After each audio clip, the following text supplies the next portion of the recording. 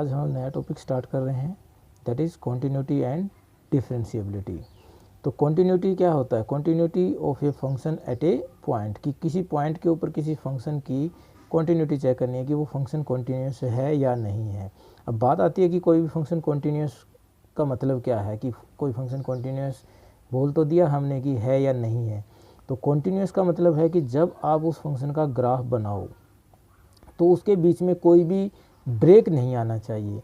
Break का मतलब जी आप ग्राफ बनाने लगे और आपने यही लगा लो कि आप ऐसे चल पड़े, अब आपने कहीं भी पेन को उठाया नहीं है, ठीक है, तो आपने कहीं ब्रेक नहीं लिया, तो वो कॉन्टिन्यूस है, ठीक है। अब पॉइंट की बात आती है तो वो आपके पास उस पॉइंट के ऊपर कहेगा कि उस पॉइंट पे ये ग्राफ कॉन्टिन्यूस है या नहीं है, मतलब आपने पेन उठाया या नहीं उठाया है, ठीक है।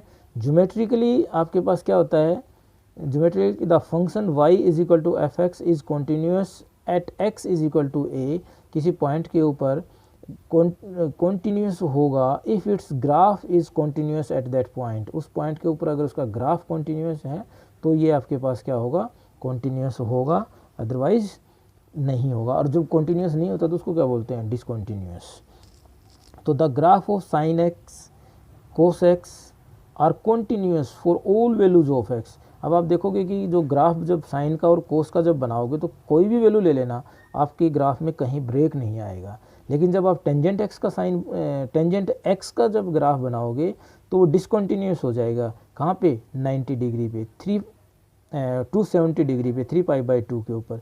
क्यों? क्योंकि वहाँ पे उनकी वैल्यूज़ क्या होती है, इन्फिनिटी, और जब हम उसको दिखाते हैं तो एक डॉटेड लाइन से शो करते हैं, तो वहाँ पे ग्राफ ब्रेक हो जाता है।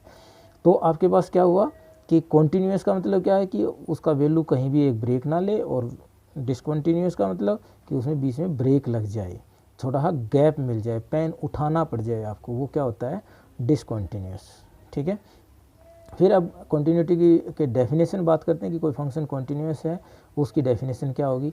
A function f x is said to be continuous at a point x is equal to a if, ये कंडीशन है, ये ध्यान रखना, एफ ऑफ ए एग्जिस्ट, मतलब उस फंक्शन के अंदर x की जगह पे अगर आप a वैल्यू पुट करें, जिस पॉइंट पे आप उसकी कॉन्टिन्यूटी चेक करना चाह रहे हैं उसका वो वैल्यू पुट कर दें, तो एफ ऑफ ए आपको क्या मिलना चाहिए, फाइनाइट मिलना चाहिए, डेफिनेट मिलना चाहिए, और रियल भी होना चाहिए। Limit x tends to a f x exist भी करनी चाहिए, उसकी लिमिट भी एग्जिस्ट करनी चाहिए। और तीसरा पॉइंट क्या है, limit x tends to a f of x, ये किसके बराबर होनी चाहिए, ये जो लिमिट आई थी ये एफ ऑफ ए के बराबर होनी चाहिए। अगर ये तीनों चीज़ें आपके पास हैं तो आप कहेंगे कि फंक्शन इज कॉन्टिन्यूस, और नहीं है तो आप क्या कहेंगे, फंक्शन इज नॉट कॉन्टिन्यूस। एक अनदर फॉर्म में लिखा हुआ है, अनदर डेफिनेशन है, a function f x is said to be continuous at x is equal to a if limit h tends to 0 f of a plus h. ये आपने limit exist जब करती हैं या नहीं करती हैं वो चेक कर रहे थे, उसी से रिलेटेड है कि ये आपके पास लिमिट राइट हैंड थी, ये हमारे पास कौन सी लिमिट थी, लेफ्ट हैंड लिमिट थी।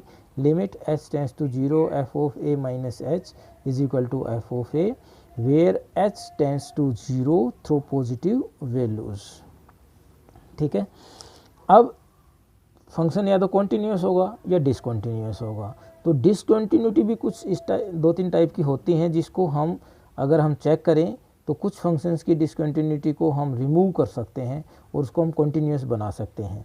तो एक पहले है रिमूवेबल डिसकॉन्टिन्यूटी, कि कोई फंक्शन है उसके अंदर से अगर वो डिसकॉन्टिन्यूस दिखाई दे रहा है, लेकिन अगर हम उसके अंदर कुछ अल्ट्रेशन करें, कुछ चेंज करें, कुछ फार्मूलाज लगा करके, तो वो हमारे पास क्या हो सकता है, फंक्शन कॉन्टिन्यूस हो सकता है।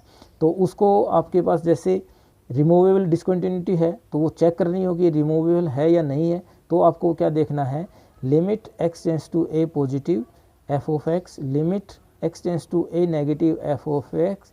मतलब क्या है, लिमिट एग्जिस्ट करनी चाहिए लेकिन वैल्यू एफ ऑफ ए के बराबर नहीं आ रही है।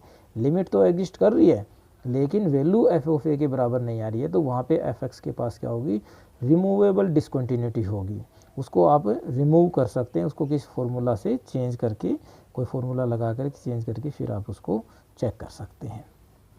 दूसरा है, if limit x tends to a f of x is not equal to limit x tends to a positive f of x, ठीक है, where limit x tends to a negative f of x and limit x tends to A positive f of x are finite. इनका values क्या है, finite value है, means ये दोनों limits क्या कर रही हैं, एग्जिस्ट कर रही हैं, लेकिन दोनों की वैल्यू अलग अलग आई हैं। Then F X has discontinuity of first kind, पहले प्रकार की डिसकंटिन्यूटी कही जाएगी।